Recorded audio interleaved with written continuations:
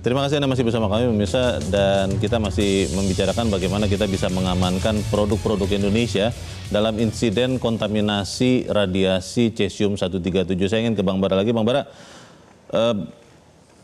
ini memang masih panjang kelihatannya untuk mencari tahu bagaimana yang diduga sumber tadi, scrap metal itu, sumber radiasi itu bisa sampai masuk ke Cikande. Itu kan logikanya mungkin dia akan masuk lewat Tanjung Priuk misalnya. Apakah memang kita tidak punya alat yang sama seperti yang dimiliki border di Amerika itu? Kita punya alat, dan sebetulnya kira-kira 3 minggu lalu, alat yang dipasang Bapak tadi itu mendeteksi ada satu shipment, ya, kontainer, ada beberapa kontainer, isinya itu metal powder. Metal powder itu apa ya?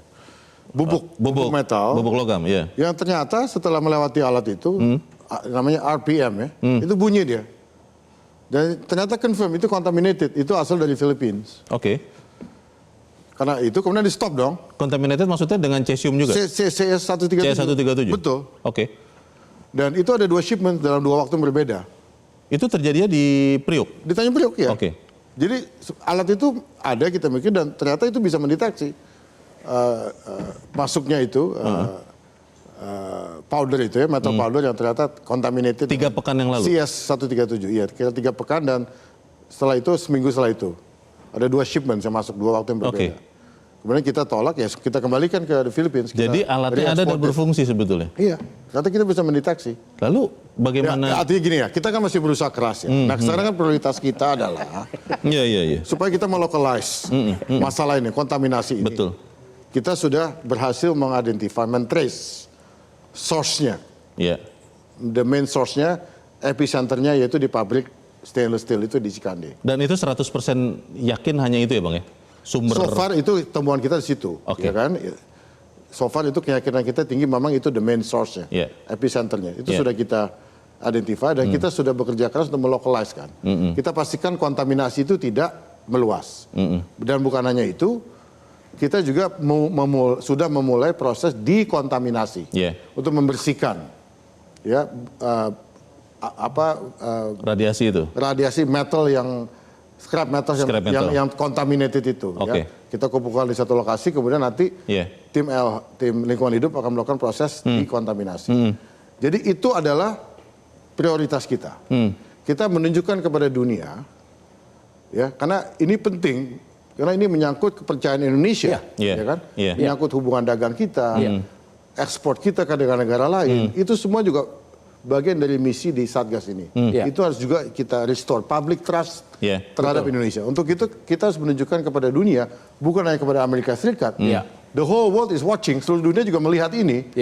Eropa melihat, Jepang melihat, Korea Selatan, China, even China, Australia, semuanya melihat. Partner dagang Indonesia melihat. Makanya kita menunjukkan bahwa kita mampu untuk menangani ini. Kita melocalize, dan kita melakukan yang namanya the corrective measures, corrective actions, tindakan-tindakan korektif, ya, untuk bisa menangani masalah ini. Jadi kita sekarang bekerja keras, seluruh lembaga, kementerian yang relevan kita kerahkan, termasuk juga kepolisian untuk melakukan investigasi kriminal, kemungkinan terjadi dugaan kriminal, termasuk juga untuk mengidentifikasi kenapa ini barang contaminated scrap metal ini bisa kemudian masuk sampai Cikande, sampai ended up di Cikande itu, di pabrik itu.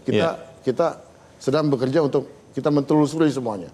Memang pada akhirnya nanti di akhir kerjanya Satgas akan menghasilkan report yang komprehensif, termasuk juga mengenai asal usul dari contaminated scrap metal tersebut.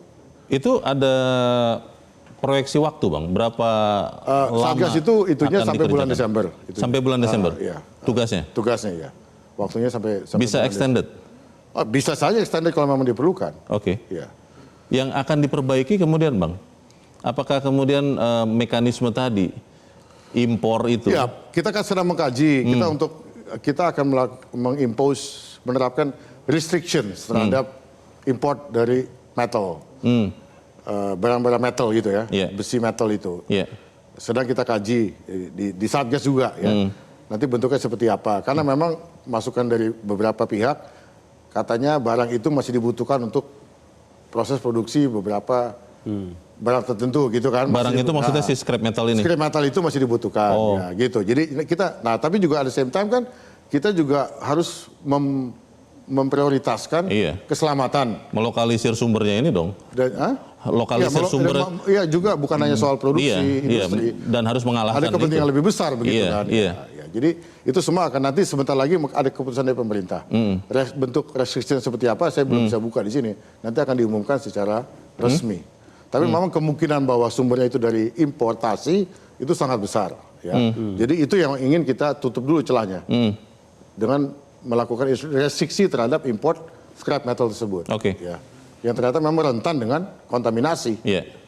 Bang, ini saya tidak mau memperbesar masalah, tapi secara logis kan kita nanti akhirnya bertanya-tanya. Scrap metal itu datang ke perusahaan stainless steel di Cikande. Kalau bicara di kawasan Banten, banyak kawasan industri, Bang. Banyak kawasan industri, ya. Bagaimana kita bisa memastikan scrap metal yang contaminated itu hanya ada di Cikande? Karena dengar-dengar ada di Surabaya atau apa yang juga ditemukan contaminated CS137. Ya, tapi itu bukan udang kan? Yang dari Surabaya yang dikirim itu juga di Amerika Serikat adalah cloves, cengkeh. Cengkeh ya. Jadi kita baru dapat notifikasi dari pihak FDA dan kita sudah mengirimkan tim dari Bapeten dan BRIN ke Surabaya untuk melihat. Memeriksa memang itu. Kebetulan itu ada satu perusahaan ya yang mengelola spices. Salah satunya rempah-rempah. Salah satunya ada cloves, cengkeh diekspor. Processing facility memang di Surabaya. Itu sudah kita kirim tim ke sana. Kita juga sudah kirim tim kepada sumbernya, dari mana dia membeli, mendapatkan cengkeh tersebut. Ya di 2 tempat. Ya. Itu tim sudah di lapangan sedang bekerja untuk melakukan tracing itu. Gitu. Jadi akan dilakukan terus. Ya. Komunikasi kepada Amerika, Bang. Ya, jadi kita juga terus aktif melakukan komunikasi secara rutin, periodis ya dengan pihak FDA ya tentu. Satgas melakukan itu juga dengan wakil pemerintah Amerika di sini yaitu US Embassy, Kedutaan Besar Amerika Serikat di sini. Kita juga aktif melakukan komunikasi. Kita juga adalah Indonesia anggota aktif dari di IAEA, International Atomic Energy Agency, ya, yang di bawah UN itu yang markas besarnya di Vienna. Ya, kita juga aktif ya. Jadi kita ingin menunjukkan bahwa apa yang kita lakukan ini, ya, penanganan ini, corrective measures ini sesuai dengan international standards. Gitu. Karena kita adalah anggota dari IAEA. Baik. Dan seperti tadi ke poin dari Pak Saleh tadi mengenai, ya tentu saja kan kita tidak percaya begitu saja. Mereka declare bahwa ini contaminated. Tapi kan begitu sampai di Indonesia kembali kan, Pak Saleh, kita periksa kembali oleh tim kita kan, tim yang mempunyai otoritas. Lembaga yang mempunyai otoritas yaitu Bapeten dan BRIN. Dan ditemukan? Kita periksa lagi. Yang 18 itu, yang written on board itu ternyata kan clear. Dan kita declare bahwa ini clear, tidak ada kontaminasi. Nol ya? Iya, nol. Jadi tidak ada kontaminasi, tidak terdeteksi kontaminasi. 18 kontainer. Sisanya itu 9 masih diinspeksi oleh tim dari Bapeten dan BRIN. Begitu itu, kan kita tidak percaya begitu saja. Kita lakukan juga. Nah, yang 5 suspek itu yang dinyatakan contaminated di Amerika itu, di kemudian balik, 1 kan sudah sampai. Tapi kan kita tidak langsung melakukan aksi untuk merespon itu. Kita teliti lagi. Karantina kita dulu. Inspeksi, kita masuk dalam kekuasaan badan karantina dan dilakukan sekarang. Sekarang ini sedang bekerja tim dari Bapeten dan BRIN. Bang Bara, satu Bang, yang tadi dikatakan Bang Saleh, terpikir tidak oleh Satgas ada kemungkinan bahwa memang apalagi melihat kadarnya yang masih di bawah standar FDA maupun standar di Indonesia, bahwa ini sebenarnya tidak murni insiden cesium contaminated, tapi memang mungkin. Ya gini, kita di Satgas tidak bisa melakukan spekulasi. Yang jelas kita tunjukkan dunia bahwa kita serius. Kita mempunyai capability, kemampuan untuk menangani masalah ini. Kan begitu dong. Bahwa kita cepat melokalize kontaminasi. Kemudian kita melakukan langkah-langkah korektif sesuai dengan standar internasional untuk menangani masalah ini. Itu yang kita tunjukkan sekarang.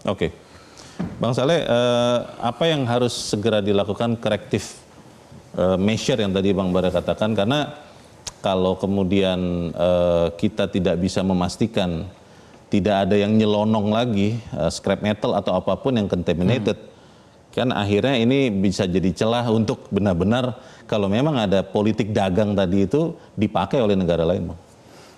Jadi begini, memang birokrasi di Indonesia ini, terutama terkait dengan ekspor impor ini memang harus dibenahi. Karena yang terkait dengan ini kan bukan hanya Kementerian Perdagangan, Kementerian Perindustrian, tetapi banyak pihak-pihak yang terlibat, termasuk diantaranya Bea Cukai juga. Jadi dalam pantauan kita sebetulnya tadi kan muncul pertanyaan, apakah betul bahwa ada permintaan semacam pertek ke Kementerian Perindustrian untuk mengimpor? Tadi dijawab sama Pak Bara, tidak ada. Tapi kok bisa masuk? Kan itu pertanyaannya. Nah itu kan nggak bisa dijawab juga oleh pemerintah kenapa bisa masuk. Sementara izin untuk memasuk itu nggak ada oleh Kementerian Perindustrian. Kok barangnya bisa Tapi masuk? kok bisa masuk. Nah ini berarti kan ada sesuatu yang harus dibenahi dalam sistem birokrasi itu sendiri. Nah bisa jadi mungkin bukan dari perindustrian dapat izinnya. Mungkin ada dari Bea Cukai atau dari mana. Kan ini sistem birokrasinya ini yang penting untuk ditangani. Kalau menyelundup bisa nggak? Dan sebentar. Satu hal, ini kan kebetulan kan ada udang, kemudian ada apa tadi namanya scrap metal itu yang jadi perhatian kita. Dan ingat, komoditi yang ekspor impor di Indonesia ini jumlahnya itu banyak sekali gitu. Nah ini kan tidak mudah untuk katakanlah mendeteksi itu semua. Makanya tadi muncul kan, oh ternyata di Surabaya ada juga. Jangan-jangan di Batam ada. Nah untuk kawasan industri seperti ini di Indonesia yang terdaftar secara resmi ada kurang lebih sekitar 170 kawasan industri dan itu luas-luas Pak. Dan itu ada banyak tempat. Nah itu kan mendeteksi dan mengawasi semua tempat-tempat itu tidak mudah. Nah karena itu pemerintah harus sekali lagi lakukan evaluasi internal dulu soal ini. Dan ini penting sekali. Sebab apa? Sebab tadi udang itu adalah produk yang sangat diminati. Dan itu produk yang saya kira ya sering sekali kan jadi idola di luar negeri. Nah itu harus dibenahi. Nah kemudian yang kedua, saya juga melihat bahwa kecenderungan misalnya ada perang dagang, ada misalnya katakanlah tadi perdebatan lah ini terkontaminasi atau tidak terkontaminasi. Menurut saya betul bahwa kita harus menunjukkan kita serius menangani ini. Itu harus ditunjukkan. Tetapi pada sisi yang lain harus juga ada narasi lain yang mengatakan bahwa sebetulnya ini aman-aman saja kok sebetulnya. Kan sudah kita teliti di sini gitu. Nah adapun yang 5 tadi yang terkontaminasi katakan seperti itu, ya nanti kan ini belum diperiksa. Katanya kan belum diperiksa. Satu sudah diperiksa. Belum selesai. Dan belum bisa declare kan apakah dia terkontaminasi atau tidak. Nah karena itu tentu ini kan muncul keinginan kita untuk menyatakan bahwa sebetulnya yang terjadi di Indonesia aman-aman saja, tidak ada masalah gitu. Sebab apa? Kalau memang itu terjadi perang dagang seperti itu, lalu kita diam saja, ini masa depan bangsa ini susah untuk dipertaruhkan. Kenapa? Orang yang ini udang nih Pak, ini kalau saya lihat ini, petani-petani udang, nelayan-nelayan dan seterusnya, ini memang bertahan hidup dari situ. Jadi itu penting dijaga. Bagaimana kita memastikan insiden serupa tidak terulang lagi akan kita bahas di bagian berikut. Pemirsa bersama kami, Top Ekonomi segera kembali. Jelajahi cara baru mendapatkan informasi. Download Metro TV Extend sekarang.